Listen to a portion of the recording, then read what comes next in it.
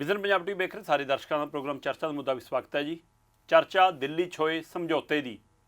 ਦਿੱਲੀ ਚਲਾਏਗੀ ਪੰਜਾਬ ਨੂੰ ਜਾਂ ਪੰਜਾਬ ਤੋਂ ਚੱਲੇਗਾ ਦਿੱਲੀ, ਜਾਂ ਸਿਰਫ ਸ਼ੇਅਰਿੰਗ ਹੋਏਗੀ, ਗਿਆਨ ਦੀ ਆਦਾਨ ਪ੍ਰਦਾਨ ਹੋਏਗਾ। ਸੋ ਇਹਦੀ ਚਰਚਾ ਜਿੱਥੇ ਖੂਬ ਹੈ ਉੱਥੇ ਚਰਚਾ ਸੁਨੀਲ ਜਾਖੜ ਵੀ ਨੇ, ਉੱਥੇ ਚਰਚਾ ਦੇ ਵਿੱਚ ਸਰਕਾਰ ਦੇ ਕੁਝ ਫੈਸਲੇ ਵੀ ਨੇ।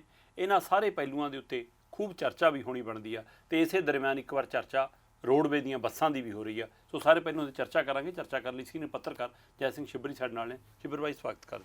ਧੰਨਵਾਦ ਦੀਪਕ ਜੀ। ਬਹੁਤ ਛਿੱਬਰ ਜੀ, ਸਭ ਤੋਂ ਪਹਿਲਾਂ ਮੈਂ ਉਸ ਸਮਝੌਤੇ 'ਤੇ ਆਉਣਾ ਚਾਹੁੰਦਾ। ਮਤਲਬ ਕਿ ਇਹ ਲਗਾਤਾਰ ਪਹਿਲਾਂ ਵੀ ਪਾਰਟੀਆਂ ਰੌਲਾ ਪਾਉਂਦੀਆਂ ਸੀ, ਜਾਂ ਆਮ ਆਦਮੀ ਪਾਰਟੀ ਨੂੰ ਪਸੰਦ ਨਾ ਕਰਨ ਵਾਲੀਆਂ ਧਿਰਾਂ ਜਾਂ ਰਾਜਨੀਤਿਕ ਧਿਰਾਂ ਇਹ ਬੜਾ ਪ੍ਰਚਾਰ ਕਰਦੀਆਂ ਸੀ ਕਿ ਕੇਂਦਰ ਤੋਂ ਚੱਲੇਗਾ ਜੀ, ਹਾਈ ਕਮਾਂਡ ਚਲਾਏਗੀ ਜੀ, ਦਿੱਲੀ ਚਲਾਏਗੀ ਜੀ, ਕੇਜਰੀਵਾਲ ਚਲਾਉਣਗੇ ਜੀ, ਕੇਜਰੀਵਾਲ ਮੁੱਖ ਮੰਤਰੀ ਬਣ ਜਾਣਗੇ ਜੀ। ਤੇ ਫਿਰ ਕਹਿੰਦੇ ਕੁਝ ਮੰਤਰੀਆਂ ਨਾਲ ਕੁਝ ਅਫਸਰ ਲਾਤੇ, ਕੁਝ ਨੁਮਾਇੰਦੇ ਲਾਤੇ ਦਿੱਲੀ ਦੇ, ਉਹਨੂੰ ਲੈ ਕੇ ਮੁੱਦਾ ਹੋਣ ਲੱਗ ਗਿਆ। ਫਿਰ ਅਫਸਰ ਦਿੱਲੀ ਜਾਣ ਲੱਗ ਗਏ, ਫਿਰ ਪੁਲਿਸ ਦਿੱਲੀ ਜਾਣ ਲੱਗ ਗਈ, ਫਿਰ ਮੁੱਖ ਮੰਤਰੀ ਸਾਹਿਬ ਦਿੱਲੀ ਜਾਣ ਲੱਗ ਗਏ, ਇਹਨੂੰ ਲੈ ਕੇ ਮੁੱਦਾ ਹੋਣ ਲੱਗ ਗਿਆ। ਤੇ ਕਹਿੰਦੇ ਕਿ ਉਹਨਾਂ ਨੇ ਫਿਰ ਆਹ ਸਮਝੌਤਾ ਹੀ ਕਰ ਲਿਆ ਕਿ ਲਓ ਜੀ, ਕੀ ਇਹ ਸਮਝੌਤਾ ਇਹ ਫਾਰਮੂਲਾ ਹੈ ਕਿ ਹੁਣ ਪੰਜਾਬ ਚਲਾ ਸਕਦੇ ਹਾਂ, ਜਾਂ ਇਹ ਸਮਝੌਤਾ ਸੱਚਮੁੱਚ ਪੰਜਾਬ ਦੇ ਹਿੱਤ 'ਚ ਹੋਊਗਾ? ਤੁਸੀਂ ਲੰਮੇ ਸਮੇਂ ਤੋਂ ਪੱਤਰਕਾਰੀ ਕਰ ਰਹੇ ਹੋ, ਰਾਜਨੀਤਿਕ ਖੇਤਰਾਂ ਦੀ ਵੀ, ਸਰਕਾਰੀ ਪੱਧਰ 'ਤੇ ਵੀ, ਕੀ ਮਹਿਸੂਸ ਕਰਦੇ ਹੋ ਇਸ ਫੈਸਲੇ?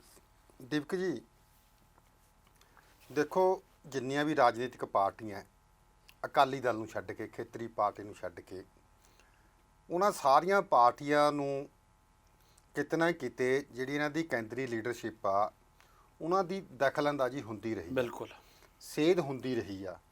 ਜਾਂ ਇਹ ਕਹਿ ਲਓ ਵੀ ਜਿੱਥੇ ਨਾ ਜਿੱਥੇ ਜਿਹੜੀਆਂ ਵੱਡੀਆਂ ਪੋਸਟਾਂ ਹੁੰਦੀਆਂ, ਉਹ ਕੇਂਦਰ ਤੋਂ ਹਾਈ ਕਮਾਂਡ ਜਿਹੜਾ ਹਾਈ ਕਮਾਂਡ ਆ, ਉਹ ਆਪਣੇ ਬੰਦਿਆਂ ਨੂੰ ਐਡਜਸਟ ਕਰਾਉਂਦੀ ਰਹੀ ਹੈ। ਪਰ ਉਹ ਬੰਦੇ ਲਗਭਗ ਜਾਂ ਤਾਂ ਪੰਜਾਬ ਨਾਲ ਹੁੰਦੇ ਸੀਗੇ, ਜਾਂ ਕੋਈ ਬਹੁਤ ਵੱਡੀ ਫਿਗਰ ਸੀਗੀ, ਕੋਈ ਦੇਸ਼ ਦੀ ਨਾਮੀ ਹਸਤੀ ਹੋਵੇ, ਚਾਹੇ ਉਹ ਸੱਭਿਆਚਾਰਕ ਦੇ ਖੇਤਰ 'ਚ ਹੋਵੇ, ਸਾਹਿਤ ਦੇ ਖੇਤਰ 'ਚ ਹੋਵੇ, ਖੇਡਾਂ ਦੇ ਖੇਤਰ 'ਚ ਹੋਵੇ, ਜਾਂ ਕਿਸੇ ਹੋਰ ਖੇਤਰ ਨਾਲ ਸੰਬੰਧਿਤ ਹੋਵੇ। ਉਹ ਵੱਡੀ ਹਸਤੀ ਨੂੰ ਇੱਥੇ ਨੁਮਾਇੰਦਗੀ ਸਰਕਾਰਾਂ ਦੇ ਵਿੱਚ ਮਿਲਦੀ ਰਹੀ ਆ। ਦੂਜੀ ਗੱਲ, ਜਿਹੜੀ ਸ਼ੇਅਰਿੰਗ ਦੀ ਗੱਲ ਤੁਸੀਂ ਕੀਤੀ ਆ, ਆਪਾਂ ਇੱਕ ਦੂਜੇ ਨਾਲ ਗੱਲਬਾਤ ਕਰ ਲਈਏ। ਬਹੁਤ ਸਾਰੇ ਪੱਤਰਕਾਰ ਸ਼ਾਮ ਨੂੰ ਇੱਕ ਦੂਜੇ ਨਾਲ ਕ੍ਰਾਸ ਚੈਕਿੰਗ ਕਰਦੇ ਆ। ਅਫਸਰ ਵੀ ਜੇਕਰ ਕੋਈ ਗੱਲ ਸਾਂਝੀ ਕਰਨੀ ਹੁੰਦੀ ਆ, ਉਹ ਕਰਦੇ ਨੇ, ਹਮ ਰੁਤਬਿਆਂ ਨਾਲ ਗੱਲ ਕਰਦੇ ਰਹਿੰਦੇ। ਹਾਂ, ਇੱਕ ਦੂਜੇ ਨਾਲ ਕਰਦੇ ਨੇ। ਈਵਨ ਕਿ ਮੈਂ ਨਿੱਜੀ ਤੌਰ 'ਤੇ ਕਈ ਅਜਿਹੇ ਜੱਜ ਸਾਹਿਬਾਨ ਨੂੰ ਵੀ ਦੇਖੇ ਨੇ, ਜਦੋਂ ਉਹਨਾਂ ਨੇ ਕਿਸੇ ਜੱਜਮੈਂਟ ਦੇ ਵਿੱਚ ਕੋਈ ਗੱਲ ਕਰਨੀ ਹੋਵੇ ਤਾਂ ਉਹਨਾਂ ਨੇ ਆਪਣੇ ਸਾਥੀਆਂ ਤੋਂ ਲਿੱਤੀ ਆ। ਹਾਈ ਕੋਰਟ ਦੇ ਜੱਜਾਂ ਨਾਲ ਵੀ ਉਹ ਸਲਾਹ ਕਰ ਲੈਂਦੇ। ਹਾਂ, ਇੱਕ ਦੋ ਜੱਜਾਂ ਬਾਰੇ ਆਪਾਂ ਜੇ ਉਦਾਹਰਨ ਦੇਣ ਲੱਗੇ ਤਾਂ ਚੰਗਾ ਨਹੀਂ ਲੱਗਦਾ ਵੀ ਨਹੀਂ ਪਤਾ ਹਾਂ ਵੀ ਉਹ ਕਿਵੇਂ ਕਰਦੇ ਨੇ। ਜਾਣਕਾਰੀ ਦਾ ਆਦਾਨ ਪ੍ਰਦਾਨ ਕਰਨਾ ਕੋਈ ਮਾੜੀ ਗੱਲ, ਪਰ ਇਹ ਜਿਹੜੀ ਜਾਣਕਾਰੀ ਦਾ ਆਦਾਨ ਪ੍ਰਦਾਨ ਦਾ ਸਮਝੌਤਾ ਹੋਇਆ, ਇਹ ਜੱਗੋ 13ਵੀਂ ਵਾਲੀ ਗੱਲ ਆ। ਮੈਨੂੰ ਨਹੀਂ ਲੱਗਦਾ ਕਿ ਅੱਜ ਤੱਕ ਕਦੇ ਵੀ ਆਦਾਨ ਪ੍ਰਦਾਨ ਕਰਨ ਵਾਸਤੇ ਕੋਈ ਸਮਝੌਤੇ ਹੁੰਦੇ ਹੋਵੇ। ਨਾ ਸਮਝੌਤਿਆਂ ਦੀ ਲੋੜ ਆ।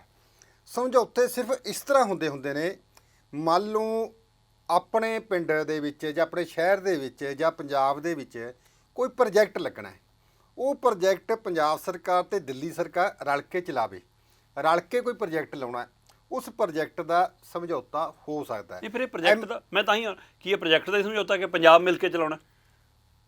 ਨਹੀਂ ਦੀਪਕ ਜੀ, ਮੈਂ ਜਿਹੜੀ ਗੱਲ ਕਹਿੰਦਾ ਵੀ ਉਹ MOU ਹੋ ਸਕਦੇ ਸੀਗੇ, ਪਰ ਜਿਹੜਾ ਇਹ MOU ਹੋਏ ਆ ਜਾਂ ਸਮਝੌਤੇ ਹੋਏ ਆ, ਇਹ ਮੈਨੂੰ ਲੱਗਦਾ ਹੈ ਕਿ ਗੈਰ ਕਾਨੂੰਨੀ ਤੌਰ 'ਤੇ ਹੈਗੇ ਨੇ ਤੇ ਗਲਤ ਨੇ। ਇਹਦੇ ਨਾਲ ਇਹ ਹੋਇਆ ਹੈ ਕਿ ਆਮ ਆਦਮੀ ਪਾਰਟੀ ਦੀ ਲੀਡਰਸ਼ਿਪ ਨੇ, ਮੁੱਖ ਮੰਤਰੀ ਭਗਵੰਤ ਮਾਨ ਹੋਰਾਂ ਨੇ, ਅਰਵਿੰਦ ਕੇਜਰੀਵਾਲ ਹੋਰਾਂ ਨੇ, ਜਾਂ ਜਿਹੜੇ ਚਲਾਉਣ ਵਾਲੇ ਜਿਹੜੇ ਦੋਸ਼ ਲੱਗਦੇ ਰਹੇ ਨੇ ਕਿ ਦਿੱਲੀ ਤੋਂ ਕੁਝ ਲੋਕ ਆ ਜਿਹੜੇ ਪੰਜਾਬ ਸਰਕਾਰ ਨੂੰ ਚਲਾਉਂਦੇ ਨੇ, ਇਹਨਾਂ ਨੇ ਮੈਨੂੰ ਲੱਗਦਾ ਕਿ ਆਪਣੇ ਆਪ ਇੱਕ ਜਿਹੜਾ ਮੁੱਦਾ ਹੈ, ਉਹ ਜਿਹੜੀਆਂ ਆਪਣੇ ਰਾਜਨੀਤਿਕ ਵਿਰੋਧੀ ਪਾਰਟੀਆਂ ਉਹਨਾਂ ਨੂੰ ਦੇ ਦਿੱਤਾ ਹੈ। ਸ਼ੁਰੂ ਤੋਂ ਹੀ ਇਹ ਗੱਲ ਲੱਗਦੀ ਰਹੀ ਕਿ ਭਗਵੰਤ ਮਾਨ ਜੀ ਸਿਰਫ ਰਬੜ ਸਟੈਂਪ ਨੇ, ਜਾਂ ਉਹ ਨਹੀਂ ਚਲਾਉਂਦੇ, ਦਿੱਲੀ ਤੋਂ ਚੱਲਦੀ ਆ। ਆਪਾਂ ਫਿਰ ਇਹ ਗੱਲ ਕਹਿੰਦੇ ਜਿਵੇਂ ਭਗਵੰਤ ਮਾਨ ਹੋਰਾਂ ਨੇ ਕਹੀ ਤੀ ਕਿ ਜੇ ਮੈਨੂੰ ਕੋਈ ਚੰਗੀ ਜਾਣਕਾਰੀ ਇਟਲੀ ਤੋਂ ਮਿਲੇ, ਕੇਰਲਾ ਤੋਂ ਮਿਲੋ, ਮਹਾਰਾਸ਼ਟਰ ਤੋਂ ਮਿਲੇ, ਜਾਂ ਤ੍ਰਿਣਮੂਲ ਕਾਂਗਰਸ ਦੀ ਜਿਹੜੀ ਪ੍ਰਧਾਨ ਨੇ ਮਮਤਾ ਬੈਨਰਜੀ, ਉਹਨਾਂ ਤੋਂ ਵੀ ਮੈਨੂੰ ਜਿਹੜੀ ਕੋਈ ਗੱਲ ਮਿਲੇ, ਮੈਂ ਉਹ ਤੋਂ ਸਿੱਖਣ ਨੂੰ ਤਿਆਰ ਆ। ਚੰਗੀ ਗੱਲ ਸਿੱਖਣੀ ਚਾਹੀਦੀ ਜਿੱਥੋਂ ਮਰਜ਼ੀ, ਪਰ ਇੱਦਾਂ ਨਹੀਂ ਹੋਣਾ ਚਾਹੀਦਾ ਹੈ ਕਿ ਸਾਰੀ ਦਖਲਅੰਦਾਜ਼ੀ ਤੁਹਾਡੀ ਪਾਰਟੀ ਦੇ ਮੁਖੀ ਹੋਵੇ, ਤੁਹਾਨੂੰ ਲੋਕਾਂ ਦੇ ਵਿੱਚ ਇੱਦਾਂ ਦੀ ਗੱਲ ਲੱਗਣ ਲੱਗ ਜਾਵੇ ਕਿ ਤੁਸੀਂ ਸੱਚਮੁੱਚ ਰਬੜ ਦੀ ਸਟੈਂਪ ਆ। ਹੁਣ ਤੱਕ ਜਿਹੜੀ ਲੋਕਾਂ ਦੇ ਵਿੱਚ ਇੱਕ ਪਰਸੈਪਸ਼ਨ ਬਣਦੀ ਜਾਂਦੀ ਹੈ, ਰਾਜਨੀਤੀ ਦੇ ਵਿੱਚ ਇੱਕ ਜਿਹੜੀ ਪਰਸੈਪਸ਼ਨ ਆ, ਉਹੀ ਬਣਦੀ ਹੁੰਦੀ ਆ, ਜਿਹੜੀ ਉਹ ਬਣ ਗਈ ਉਹ ਟੁੱਟਣੀ ਬਹੁਤ ਟੁੱਟਦੀ ਬਹੁਤ ਔਖੀ ਹੁੰਦੀ ਆ। ਪੰਜਾਬ ਦੇ ਲੋਕਾਂ ਦੇ ਵਿੱਚ ਇੱਕ ਇੱਦਾਂ ਦੀ ਮਾਹੌਲ ਬਣਨ ਲੱਗ ਗਿਆ, ਪਰਸੈਪਸ਼ਨ ਬਣਨ ਲੱਗ ਗਈ ਕਿ ਭਗਵੰਤ ਮਾਨ ਹੋਰਾਂ ਦੀ ਚੱਲ ਨਹੀਂ ਰਹੀ, ਮੰਤਰੀਆਂ ਦੀ ਚੱਲ ਨਹੀਂ ਰਹੀ, ਵਿਧਾਇਕਾਂ ਦੇ ਵਿੱਚ ਅਫਰਾ ਤਫਰੀ ਵਾਲਾ ਮਾਹੌਲ ਆ, ਅਫਸਰ ਆ ਜਿਹੜੇ ਸੁੰਨਸਾਨ ਹੋਏ ਪਏ ਨੇ, ਅਫਸਰਾਂ ਨੂੰ ਸਮਝ ਨਹੀਂ ਲੱਗ ਰਹੀ ਕਿ ਉਹ ਕੀ ਕਰਨ ਕਿਆ ਨਾ ਕਰਨ। ਇਹ ਮਾਹੌਲ ਆ ਜਿਹੜਾ ਬਣ ਗਿਆ ਕਿ ਦਿੱਲੀ ਤੋਂ ਹੀ ਜਿਹੜੀ ਸਰਕਾਰ ਆ ਉਹ ਚੱਲ ਰਹੀ ਆ। ਖਾਸ ਕਰਕੇ ਜਿਹੜੇ ਇੱਕ ਰਾਜ ਸਭਾ ਮੈਂਬਰ ਆ ਜਿਹੜੇ ਪਹਿਲਾਂ ਪਾਰਟੀ ਨੂੰ ਚਲਾ ਰਹੇ ਤੇ ਜਿਹਨਾਂ ਨੇ ਟਿਕਟਾਂ ਵੰਡੀਆਂ, ਰਾਘਵ ਚੱਡਾ ਹੋਰੀ, ਜਿਹਨੇ ਤੁਸੀਂ ਗੱਲ ਕੀਤੀ ਆ ਕਿ ਉਹਨਾਂ ਦੀ ਸਭ ਨਾਲੋਂ ਵੱਧ ਦਖਲਅੰਦਾਜ਼ੀ ਆ। ਇਹਨਾਂ ਤੋਂ ਇਲਾਵਾ 2-3 ਆਗੂ ਹੋਰ ਨੇ ਜਿਹੜੇ ਸਾਰਿਆਂ ਦੀ ਦਖਲਅੰਦਾਜ਼ੀ ਕਰਦੇ ਨੇ, ਅਫਸਰਾਂ ਦੀ ਇੰਟਰਵਿਊ ਲੈਂਦੇ ਨੇ ਜਾਂ ਅਫਸਰਾਂ ਨੂੰ ਕਹਿੰਦੇ ਨੇ ਕਿ ਅਸੀਂ ਤੁਹਾਨੂੰ ਇੱਥੇ ਲਗਾਉਣਾ ਹੈ ਤੇ ਤੁਹਾਡੀ ਜਿਹੜੀ ਆਹ ਕੰਮ ਤੁਸੀਂ ਕਰਨੇ ਨੇ। ਪਿਛਲੇ 1 ਤਰੀਕ ਤੋਂ ਲਗਭਗ 31 ਮਾਰਚ ਨੂੰ ਜਾਂ 1 ਅਪ੍ਰੈਲ ਦੀ ਦਰਮਿਆਨੀ ਰਾਤ ਨੂੰ ਡੀਸੀਆਂ ਦੀ ਬਦਲੀ ਹੋਈ ਹੈ ਜੀ। ਉਦੋਂ ਦੇ ਜਿਹੜੇ 5 ਡੀਸੀ ਬਦਲੇ ਨੇ, ਅੱਜ ਤਰੀਕ 27 ਹੋ ਗਈ ਦੀਪਕ ਜੀ, ਉਹਨਾਂ ਨੂੰ ਅੱਜ ਤੱਕ ਕੋਈ ਵੀ ਅਹੁਦਾ ਨਹੀਂ ਮਿਲਿਆ, ਕੋਈ ਵੀ ਵਿਭਾਗ ਨਹੀਂ ਮਿਲਿਆ।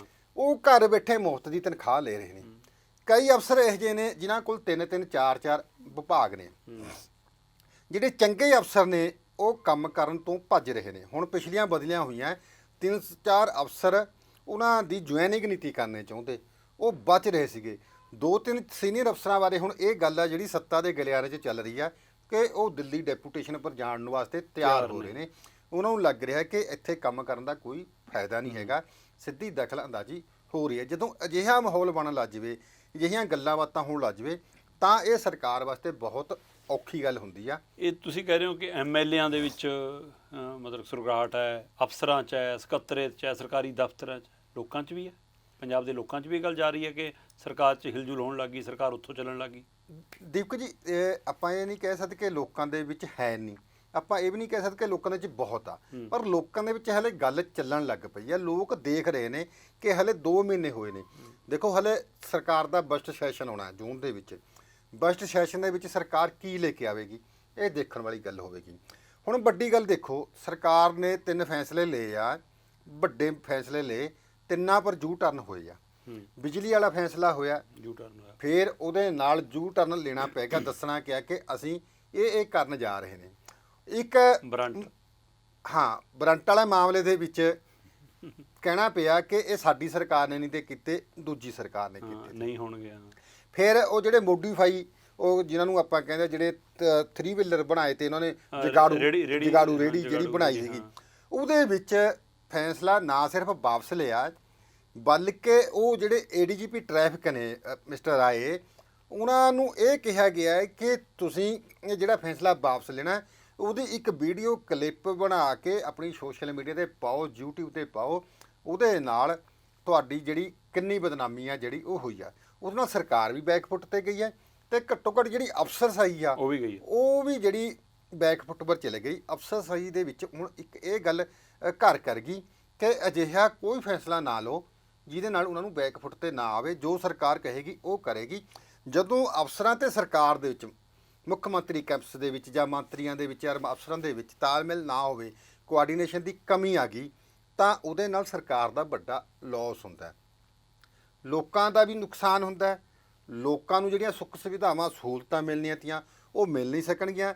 ਅਫਸਰਸ਼ਾਹੀ ਫਿਰ ਜਿਹੜੀ, ਜਿਵੇਂ ਕਿ ਪਹਿਲਾਂ ਹੀ ਇਹ ਗੱਲ ਕਹੀ ਜਾਂਦੀ ਹੈ ਕਿ ਅਫਸਰ ਉਹ ਫਾਈਲ ਲੈ ਕੇ ਅੱਗੇ ਆਉਂਦੇ ਨੇ ਮੰਤਰੀ ਕੋਲ ਜਾਂ ਮੁੱਖ ਮੰਤਰੀ ਕੋਲ ਜਿਹੜੀ ਉਹਨਾਂ ਨੂੰ ਛੂਟ ਲੱਗਦੀ ਹੋਵੇ, ਜਿਹੜੀ ਉਹ ਚਾਹੁੰਦੇ ਨੇ ਕਿ ਇਹ ਫੈਸਲਾ ਕਰਵਾਉਣਾ ਨੇ। ਤੁਸੀਂ ਇੰਨੇ ਕਾਬਲ ਨਹੀਂ ਹੋ ਕਿ 3 ਸਾਲ 4 ਸਾਲ ਪਹਿਲਾਂ ਵੀ ਸਰਕਾਰਾਂ ਦੇ 'ਚ ਰਹੇ ਹੋ ਜਾਂ ਮੰਤਰੀ ਬਣੇ ਹੋਏ ਹੋਣ ਤੇ ਤੁਸੀਂ ਆਪਣੀ ਸਰਕਾਰ ਨੂੰ ਚਲਾਉਣ ਦੀ ਸਮਰੱਥਾ ਰੱਖਦੇ ਹੋ। ਦੇਖੋ, ਸਾਰੇ ਮੰਤਰੀ ਨਵੇਂ ਨੇ, ਠੀਕ ਹੈ ਕਿ ਹਰਪਾਲ ਸਿੰਘ ਚੀਮਾ ਹੋਰਾਂ ਲੀਡਰ ਆਫ ਆਪੋਜੀਸ਼ਨ ਸਨ, ਤਜਰਬਾ ਉਹਨਾਂ ਨੂੰ ਥੋੜਾ ਬਹੁਤਾ ਹੈ, ਪਰ ਸਰਕਾਰ ਦਾ ਤਜਰਬਾ ਇੱਕ ਵੱਖਰਾ ਹੁੰਦਾ। ਹੁਣ ਉਹਨਾਂ ਕੋਲ ਬਾਕੀ ਦੇ ਜਿਹੜੇ ਮੰਤਰੀ ਨੇ ਸਾਰੇ ਨਿਊ ਮੰਤਰੀ ਨੇ। ਹੋ ਕਿਆ ਰਿਹਾ ਕਿ ਇੱਕ ਤਾਂ ਮੰਤਰੀ ਨਵੇਂ, ਸਰਕਾਰ ਨਵੀਂ, ਉਹਨਾਂ ਦੇ ਨਾਲ ਜਿਹੜੇ ਅਫਸਰ ਤੇ ਸੈਕਟਰੀ ਤੋਂ ਲੈ ਕੇ ਪ੍ਰਿੰਸੀਪਲ ਸੈਕਟਰੀ ਤੱਕ, ਵਧੀਕ ਪ੍ਰਮੁੱਖ ਸਕੱਤਰ ਤੱਕ, ਉਹ ਵੀ ਸਾਰੇ ਨਵੇਂ ਲਾਤੇ। ਹਾਲਾਤ ਜਿਹੜੀ ਸਮਝ ਨਹੀਂ ਲੱਗ ਰਹੀ ਕਿ ਸਰਕਾਰ ਨੇ ਕੀ ਕਰਨਾ, ਫਾਈਲਾਂ ਕੀ ਕਰਨੀਆਂ। ਜੇਕਰ ਮੰਤਰੀ ਨਵੇਂ ਤੇ ਘੱਟੋ ਘੱਟ 6 ਮਹੀਨੇ ਅਜਿਹਾ ਚਾਹੀਦਾ ਸੀਗਾ ਕਿ ਜਿਹੜੇ ਪਹਿਲੇ ਹੀ ਵਿਭਾਗ ਦੇ ਅਫਸਰ ਸੀਗੇ, secretary, principal secretary, chief secretary ਜਾਂ ਹੋਰ ਉਹਨਾਂ ਨੂੰ ਉਦਾਂ ਹੀ ਲੱਗਿਆ ਰਹਿਣਾ ਫਿਰ ਉਹਨਾਂ ਨੇ ਆਪਣੇ ਹਿਸਾਬ ਨਾਲ ਚਲਾਉਣ ਲੱਗ ਜਾਣਾ ਸੀ ਮੰਤਰੀਆਂ ਨੂੰ। ਨਹੀਂ। ਫਿਰ ਉਹਨਾਂ ਨੇ ਹੋ ਸਕਦਾ ਪੁਰਾਣੇ ਆਪਣੇ ਆਕਾਮਾਂ ਨੂੰ ਖੁਸ਼ ਕਰਦਾ, ਕੋਈ ਕੈਪਟਨ ਨੂੰ ਖੁਸ਼ ਕਰਦਾ, ਕੋਈ ਬਾਦਲ ਨੂੰ ਖੁਸ਼ ਕਰਦਾ। ਇਹ ਵੀ ਤਾਂ ਇੱਕ ਮਸਲਾ ਖੜਾ ਸੀ ਨਾ। ਨਹੀਂ ਦੀਪਕ ਜੀ, ਮੰਨ ਲਓ ਤੁਸੀਂ ਮੰਤਰੀ ਆ, ਮੈਂ ਅਫਸਰ ਆ, ਆਪਾਂ ਸਿੱਧੀ ਗੱਲ ਦੱਸੀ, ਮੈਂ ਤੁਹਾਡੇ ਕੋਲ ਫਾਈਲ ਲੈ ਕੇ ਆਉਂਗਾ, ਤੁਸੀਂ ਮੈਨੂੰ ਪੁੱਛੋਗੇ ਵੀ ਇਹਦੇ 'ਚ ਹੈ ਕਿਆ, ਤਾਂ ਮੈਂ ਤੁਹਾਨੂੰ ਪੂਰੀ ਡਿਟੇਲ ਦੱਸ ਸਕਦਾ ਵੀ ਇਹ ਮਸਲਾ ਹੈਗਾ ਜੀ। ਚਲੋ ਪੜ੍ਹ ਨਹੀਂ ਸਕਦਾ ਬੰਦਾ। ਹਾਂ, ਪੜ੍ਹ ਸਕਦਾ, ਤੁਹਾਨੂੰ ਚੰਗਾ ਲੱਗਦਾ ਤੁਸੀਂ ਫੈਸਲਾ ਕਰਿਓ, ਨਾ ਲੱਗਦਾ ਹੋਇਆ ਨਾ ਕਰਿਓ। ਪਰ ਇੱਥੇ ਹੁਣ ਹੋਇਆ ਕਿਆ ਹੈ, ਥੱਲੇ ਤੋਂ ਲੈ ਕੇ ਉੱਪਰ ਤੱਕ ਸਾਰੇ ਅਫਸਰ ਬਦਲ ਗਏ। ਮੰਤਰੀ ਵੀ ਨਾ ਮੈਂ ਉਹਨੂੰ ਕਿ ਪਤਾ ਲੱਗਿਆ ਉਹ ਵੀ ਨਹੀਂ। ਹੁਣ ਤੁਸੀਂ ਦਿੱਲੀ ਜਾਣਾ ਸੀਗਾ ਪਿਛਲੇ ਹਫਤੇ, ਜਦੋਂ ਕਹਿੰਦੇ ਜੀ ਇਹ ਪ੍ਰੋਗਰਾਮ ਆ ਜਿਹੜਾ ਮੁੱਖ ਮੰਤਰੀ ਸਾਹਿਬ ਦਾ ਤੇ ਮੰਤਰੀ ਦਾ ਦਿੱਲੀ ਜਾਣ ਦਾ ਰੱਦ ਹੋ ਗਿਆ। ਉਹ ਕਿਉਂ ਰੱਦ ਹੋਇਆ? ਉਹ ਇਸੇ ਕਰਕੇ ਰੱਦ ਹੋਇਆ, ਤਿਆਰ ਹੀ ਨਹੀਂ ਸੀ ਕੋਈ ਕਾਗਜ਼ ਪੱਤਰ, ਤਿਆਰ ਹੀ ਨਹੀਂ ਸੀ। ਮੁੱਖ ਮੰਤਰੀ ਸਾਹਿਬ ਨੇ ਜਾਣਾ ਸੀਗਾ, ਐਜੂਕੇਸ਼ਨ ਮਿਨਿਸਟਰ ਨੇ ਜਾਣਾ ਤਾਂ ਬਿਜਲੀ ਮੰਤਰੀ ਆ ਜਿਹੜੇ ਉਹਨਾਂ ਨੇ ਜਾਣਾ ਤਾਂ ਹੋਰ ਮੰਤਰੀਆਂ ਨੇ ਜਾਂ ਅਫਸਰਾਂ ਨੇ ਜਾਣਾ ਤਾਂ ਅਫਸਰ ਸਾਰੇ ਹੀ ਬਦਲ ਗਏ। ਜਦੋਂ ਗੱਲ ਪਤਾ ਲੱਗੀ ਵੀ ਕੀ ਹੋਇਆ, ਉਹ ਕਹਿੰਦੇ ਅਫਸਰ ਤਾਂ ਨਵੇਂ, ਉਹਨਾਂ ਨੂੰ ਪਤਾ ਨਹੀਂ ਲੱਗਿਆ ਵੀ ਕੀ ਕਰਨਾ ਕੀ ਕਰਨਾ। ਫਿਰ ਇਹਨੂੰ ਕਿਹਾ ਵੀ ਥੋੜੇ ਦਿਨਾਂ ਵਾਸਤੇ ਟਾਲ ਦਿਓ। ਟਾਲ ਕੇ ਟਾਲਣ ਤੋਂ ਬਾਅਦ ਦੁਬਾਰਾ ਜਿਹੜੇ ਉਹ ਮੰਤਰੀ ਤੇ ਅਫਸਰ ਸਾਹਿਬਾਨ ਦੁਬਾਰਾ ਉੱਥੇ ਭੇਜੇ ਗਏ। ਇਸ ਕਰਕੇ ਆਮ ਆਦਮੀ ਪਾਰਟੀ ਦੀ ਜਿਹੜੀ ਸਮੁੱਚੀ ਲੀਡਰਸ਼ਿਪ ਆ, ਖਾਸ ਕਰਕੇ ਮੁੱਖ ਮੰਤਰੀ ਭਗਵੰਤ ਮਾਨ ਹੋਰੀ ਤੇ ਹੋਰ ਜਿਹੜੀ ਸੀਨੀਅਰ ਲੀਡਰਸ਼ਿਪ ਆ, ਉਹਨਾਂ ਨੂੰ ਇਹ ਚਾਹੀਦਾ ਕਿ ਲੋਕਾਂ ਦੇ ਵਿੱਚ ਅਜਿਹਾ ਮਾਹੌਲ ਨਾ ਪੈਦਾ ਕੀਤਾ ਜਾਵੇ ਜਾਂ ਲੋਕਾਂ ਦੇ ਵਿੱਚ ਅਜਿਹੀ ਪਰਸੈਪਸ਼ਨ ਬਣ ਤੋਂ ਰੋਕੀ ਜਾਵੇ ਕਿ ਭਗਵੰਤ ਮਾਨ ਹੋਰੀ ਸਰਕਾਰ ਨਹੀਂ ਚਲਾ ਰਹੇ, ਸਰਕਾਰ ਤਾਂ ਕੇਜਰੀਵਾਲ ਸਾਹਿਬ ਚਲਾ ਰਹੇ ਨੇ। ਇਹ ਲੋਕਾਂ ਜਾਣ ਲੱਗੀ ਗੱਲ। ਦੇਖੋ, ਇਹ ਤਾਂ ਪਹਿਲੀ ਘੜੀ ਤੇ ਚੱਲਣ ਲੱਗ ਗਈ ਨਾ। ਜਿਸ ਦਿਨ ਤੁਸੀਂ 5 ਲੋਕ ਸਭਾ ਦੇ ਮੈਂਬਰ ਰਾਜ ਸਭਾ ਦੇ ਮੈਂਬਰ ਬਣਾਏ ਆ, ਰਾਜ ਸਭਾ ਦੇ ਮੈਂਬਰ ਬਣਾਤੇ, ਉਹ ਤੋਂ ਬਾਅਦ ਅਫਸਰਾਂ ਦੀਆਂ ਜਿਹੜੀਆਂ ਬਦਲੀਆਂ ਹੋ ਰਹੀਆਂ, ਕਿਹੜਾ ਅਫਸਰ ਆ ਭਾਵੇਂ ਕਿ ਉਹ ਸਟੇਜ ਪਰ ਆ ਕੇ ਮੰਚ ਪਰ ਆ ਕੇ ਕੋਈ ਬੋਲ ਨਹੀਂ ਰਿਹਾ ਜਾਂ ਉਹ ਕਿਸੇ ਨੂੰ ਟੈਲੀਫੋਨ ਨਹੀਂ ਬੋਲ ਰਿਹਾ, ਪਰ ਜਵਾਨੀ ਕਲਾਮੀ ਤਾਂ ਬੰਦਿਆਂ ਨਾਲ ਗੱਲ ਹੋ ਰਹੀ ਹੈ, ਦੱਸੇ ਰਿਹਾ ਵੀ ਕਿੱਦਾਂ ਕੀ ਹੋ ਰਿਹਾ। ਕਈ ਅਫਸਰ ਆਏ ਤੇ ਜਿਹੜੇ 2-2 3-3 ਵਾਰੀ ਬਦਲਦੇ ਥੋੜੇ ਸਮੇਂ ਦੇ ਵਿੱਚ। ਗੱਲ ਜਿਹੜੀ ਨਿਕਲ ਕੇ ਬਹੁਤ ਬਾਹਰ ਜਾਂਦੀ ਆ। ਧੂਆਂ ਕਹਿੰਦੇ ਵੀ ਜਦੋਂ ਅੱਗ ਲੱਗਦੀ ਆ ਧੂਆਂ ਉਦੋਂ ਹੀ ਨਿਕਲਦਾ। ਇਸ ਕਰਕੇ ਮਾਹੌਲ ਜਿਹੜਾ ਬਣ ਰਿਹਾ, ਇੱਕ ਪਾਸੇ ਤਾਂ ਆਹ ਮਾਹੌਲ ਹੈ ਕਿ ਦਿੱਲੀ ਤੋਂ ਚੱਲ ਰਿਹਾ, ਦਿੱਲੀ ਫੈਸਲੇ ਲੈ ਰਹੀ ਆ, ਦਿੱਲੀ ਵਾਲੇ ਬੰਦੇ ਨਾਲ ਲਾਤੇ ਜੀ, ਤੁਸੀਂ ਰਾਘਵ ਚੱਡਾ ਦਾ ਵੀ ਜ਼ਿਕਰ ਆਪਾਂ ਕੀਤਾ। ਇਹ ਸਭ ਦੇ ਦਰਮਿਆਨ ਇੱਕ ਚਰਚਾ ਹੋਰ ਚੱਲ ਰਹੀ ਆ, ਖਾਸ ਕਰ ਨਵਜੋਤ ਸਿੱਧੂ ਨੇ ਤੋਰੀ ਆ। ਨਵਜੋਤ ਸਿੱਧੂ ਕਹਿੰਦੇ ਕਿ ਤੁਸੀਂ ਐਲਾਨਬੰਦ ਤੋਂ, ਭਗਵੰਤ ਨਹੀਂ, ਤੁਸੀਂ ਐਲਾਨਬੰਦ ਤੋਂ, ਕਹਿੰਦੇ ਐਲਾਨ ਇਹ ਕੀਤੇ ਨੇ, ਨੋਟੀਫਿਕੇਸ਼ਨ ਕਿਸੇ ਦਾ ਨਹੀਂ। ਜਿੰਨੇ ਸਰਕਾਰ ਨੇ ਫੈਸਲੇ ਲਏ ਆ, ਅਖਬਾਰਾਂ 'ਚ ਵੀ ਛਾਪ ਤੇ, ਇਸ਼ਤਿਹਾਰ ਵੀ ਦੇਤੇ, ਗੁਜਰਾਤ ਤੇ ਹਿਮਾਚਲ ਵੀ ਭੇਜਤੇ, ਪਰ ਕਹਿੰਦੇ ਕਿਸੇ ਨੋਟੀਫਿਕੇਸ਼ਨ ਨਹੀਂ ਅਜੇ। ਕਿ ਉਹ ਫੈਸਲੇ ਸਿਰਫ ਐਲਾਨਾਂ ਤੱਕ ਨੇ ਜਾਂ ਹਕੀਕਤ 'ਚ ਕੁਝ ਹੋ ਰਿਹਾ? ਦੀਪਕ ਜੀ, ਇਹ ਗੱਲ ਬਿਲਕੁਲ ਸਹੀ ਆ ਕਿ ਜਿਹੜੇ ਮੁੱਖ ਮੰਤਰੀ ਸਾਹਿਬ ਹੋਰਾਂ ਨੇ ਪਿਛਲੇ ਦਿਨਾਂ ਦੇ ਵਿੱਚ ਐਲਾਨ ਕੀਤੇ ਨੇ, ਉਹਨਾਂ ਦੀ ਨੋਟੀਫਿਕੇਸ਼ਨ ਨਹੀਂ ਹੋ ਸਕੀ। ਕਈ ਐਲਾਨ ਅਜਿਹੇ ਨੇ ਜਿਹੜੇ ਉਹ ਵਿਧਾਨ ਸਭਾ ਵਿੱਚ ਆਉਣਗੇ, ਜਾਂ ਬਿੱਲ ਲੈ ਕੇ ਆਉਣਾ ਪਵੇਗਾ ਜਾਂ ਸਰਕਾਰ ਨੂੰ ਆਰਡੀਨੈਂਸ ਲੈ ਕੇ ਆਉਣਾ ਪਵੇਗਾ। ਉਹ ਤੋਂ ਬਾਅਦ ਹੀ ਸਰਕਾਰ ਆ ਜਿਹੜੇ ਫੈਸਲੇ ਲੈ ਸਕਦੀ ਹੈ। ਜਦੋਂ ਤੱਕ ਨੋਟੀਫਿਕੇਸ਼ਨ ਨਹੀਂ ਹੁੰਦੀ, ਉਹ ਫੈਸਲਿਆਂ ਨੂੰ ਅਮਲੀ ਰੂਪ ਨਹੀਂ ਦਿੱਤਾ ਜਾ ਸਕਦਾ। ਜਿਵੇਂ ਕਿ ਸਰਕਾਰ ਨੇ ਫੈਸਲਾ ਕੀਤਾ ਕਿ ਇੱਕ ਵਿਧਾਇਕ ਨੂੰ, ਜਿਹੜਾ ਸਾਬਕਾ ਵਿਧਾਇਕ ਆ, ਉਹਨੂੰ ਇੱਕ ਪੈਨਸ਼ਨ ਮਿਲਣੀ ਆ। ਉਹ ਪਹਿਲਾ ਸੈਸ਼ਨ ਚ ਆਊਗਾ, ਪਹਿਲਾ ਸੈਸ਼ਨ, ਉਹਦੀ ਅਜੇ ਤੱਕ ਕੋਈ ਨੋਟੀਫਿਕੇਸ਼ਨ ਨਹੀਂ ਹੋ ਸਕੀ, ਕੋਈ ਫੈਸਲਾ ਨਹੀਂ ਹੋ ਸਕਿਆ।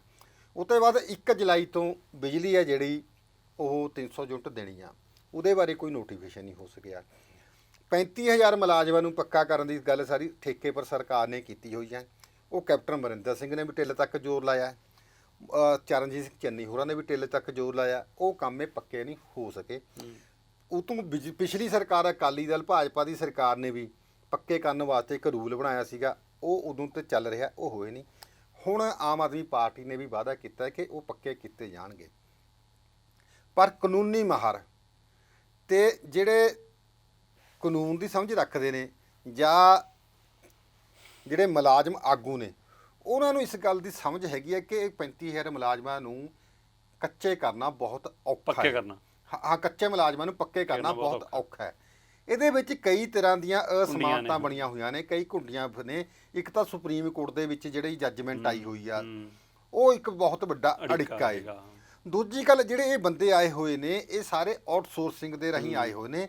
ਜਿਹੜੀ ਭਾਰਤ ਦਾ ਜਿਹੜਾ ਸੰਵਿਧਾਨ ਆ, ਜਿਹੜਾ ਸਾਨੂੰ ਸਮਾਨਤਾ ਦਾ ਅਧਿਕਾਰ ਦਿੰਦਾ, ਉਹਦੇ ਵਿੱਚ ਉਹਦੀ ਪਾਲਣਾ ਨਹੀਂ ਹੋਈ। ਉਹਦੇ ਤਹਿਤ ਉਸ ਸਿਸਟਮ ਰਾਹੀਂ ਨਹੀਂ, ਉਹ ਸਿਸਟਮ ਰਾਹੀਂ ਨਹੀਂ, ਜਾਂ ਤਾਂ ਦੁਬਾਰਾ ਨਵੀਂ ਭਰਤੀ ਹੋਵੇ ਇਹਨਾਂ ਦੀ, ਜਾਂ ਤਾਂ ਨਵੀਂ ਭਰਤੀ ਹੋਵੇ, ਜਾਂ ਫਿਰ ਉਹ ਸਿਸਟਮ ਨੂੰ ਅਪਣਾਉਣਾ ਪਵੇਗਾ। ਕਿਉਂਕਿ ਇਹਨਾਂ ਨੇ ਇੱਕ ਏਜੰਸੀ ਦੇ ਰਾਹੀਂ ਉਹ ਹਾਇਰ ਕੀਤੇ ਹੋਏ ਨੇ, ਉਹ ਕੰਟਰੈਕਟ ਤੇ ਰੱਖੇ ਹੋਏ ਨੇ, ਉਹ ਠੇਕੇਦਾਰ ਨੂੰ ਜਿਹੜੇ ਬੰਦੇ ਸੂਟ ਲੱਗੇ ਉਹਨੇ ਉਹ ਬੰਦੇ ਰੱਖ ਲਏ। ਉਹਦੇ ਵਿੱਚ ਜਿਹੜੀ ਭਾਰਤੀ ਦੇ ਜਿਹੜੇ ਨਿਯਮ ਹੁੰਦੇ ਆ, ਸ਼ਰਤਾਂ ਹੁੰਦੇ ਆ, ਰੂਲ ਰੈਗੂਲੇਸ਼ਨ ਹੁੰਦੇ ਆ, ਉਹਨਾਂ ਦੀ ਪਾਲਣਾ ਨਹੀਂ ਹੋਈ। ਇਸ ਕਰਕੇ ਉਹ ਮੈਨੂੰ ਨਹੀਂ ਲੱਗਦਾ ਕਿ ਉਹ ਪੱਕੇ ਹੋਣਗੇ, ਕਿਉਂਕਿ ਬਹੁਤ ਵੱਡਾ ਇੱਕ ਸੰਵਿਧਾਨਕ ਮਸਲਾ, ਉਹ ਮਸਲਾ ਉਲਝਿਆ ਹੋਇਆ। ਅਫਸਰਾਂ ਨੂੰ ਵੀ ਇਸ ਗੱਲ ਦਾ ਪਤਾ ਹੈ ਕਿ ਜੇ ਇਹ ਗੱਲ ਹੋ ਗਈ ਤਾਂ ਉਹ ਉਲਝ ਜਾਣਗੇ। ਅਫਸਰ ਵੀ ਇਸੇ ਕਰਕੇ ਇਸ ਵਾਲੇ ਮਸਲੇ ਦੇ ਵਿੱਚ ਬਹੁਤੀ ਗੰਭੀਰਤਾ ਨਹੀਂ ਦਿਖਾ ਰਹੇ। ਇੱਕ ਪਾਸੇ ਐਲਾਨ ਨੇ, ਉਹਨਾਂ ਦੇ ਨੋਟੀਫਿਕੇਸ਼ਨ ਨਹੀਂ ਹੋਏ, ਦੂਸਰੇ ਪਾਸੇ ਵਿਧਾਇਕਾਂ ਦੇ ਵਿੱਚ ਵੀ ਥੋੜੀ ਜੀ ਖਿੱਚੋਤਾਣ ਜਾਰੀ ਹੈ ਕਿ ਉਹਨਾਂ ਨੂੰ ਸਮਝ ਨਹੀਂ ਆ ਰਿਹਾ, ਨਾ ਉਹ ਬੋਲ ਪਾ ਰਹੇ, ਨਾ ਕੁਝ ਕਰ ਪਾ ਰਹੇ। ਦੂਸਰੇ ਪਾਸੇ ਸਕੱਤਰੇਤ ਦੇ ਅੰਦਰ ਕਹਿੰਦੇ ਅਫਸਰ, ਖਾਸ ਕਰ ਸਰਕਾਰੀ ਵਿਭਾਗਾਂ ਦੇ ਵੱਡੇ ਅਫਸਰ, ਉਹ ਉਹਨਾਂ 'ਚ ਕਾਫੀ ਸੱਸੋਪੰਜ ਹੈ ਤੇ ਚਰਚਾ ਲੋਕਾਂ 'ਚ ਵੀ ਹੋਣ ਲੱਗੀ ਹੈ ਕਿ ਸਰਕਾਰ ਇੱਥੋਂ ਚੱਲ ਰਹੀ ਹੈ ਕਿ ਦਿੱਲੀ ਤੋਂ ਚੱਲ ਰਹੀ ਹੈ। ਸੋ ਇਹ ਸਾਰੀ ਚਰਚਾਵਾਂ ਨੇ ਤੇ ਇਹਨਾਂ ਚਰਚਾਵਾਂ ਦਰਮਿਆਨ ਦੂਜੀਆਂ ਪਾਰਟੀਆਂ ਵੀ ਚਰਚਾ 'ਚ ਨੇ, ਚਾਹੇ ਹਲਕਾ ਲਾਂਬਾ ਕਰਕੇ, ਚਾਹੇ ਨਵਜੋਤ ਸਿੱਧੂ ਕਰਕੇ, ਚਾਹੇ ਕੁਮਾਰ ਵਿਸ਼ਵਾਸ ਕਰਕੇ, ਤੇ ਚਾਹੇ ਹੁਣ ਸੁਨੀਲ ਜਾਖੜ ਕਰਕੇ। ਸੋ ਉਸ ਤੇ ਵੀ ਚਰਚਾ ਕਰਾਂਗੇ ਤੇ ਚਰਚਾ ਖਾਸ ਕਰਕੇ ਪੰਜਾਬ ਰੋਡਵੇਜ਼ ਦਾ ਇੱਕ ਨਵਾਂ ਪਹਿਲੂ, ਜਿਹੜੀ ਖਾਸ ਰਿਪੋਰਟ ਜੈ ਸਿੰਘ ਛਿੱਬਰ ਹੋਰਾਂ ਦੀ, ਉਹਦੇ ਪਰ ਵੀ ਚਰਚਾ ਕਰਾਂਗੇ। ਪਰ ਸਮਾਂ ਛੋਟੇ ਜਿਹੇ ਬ੍ਰੇਕ ਲਈ ਰੁਕਾਂਗੇ, ਹੁਣੇ ਪਰਦੇ ਹਾਂ। ਤੁਸੀਂ ਵੇਖਦੇ ਰਹੋ ਵਿਜ਼ਨ ਪੰਜਾਬ TV।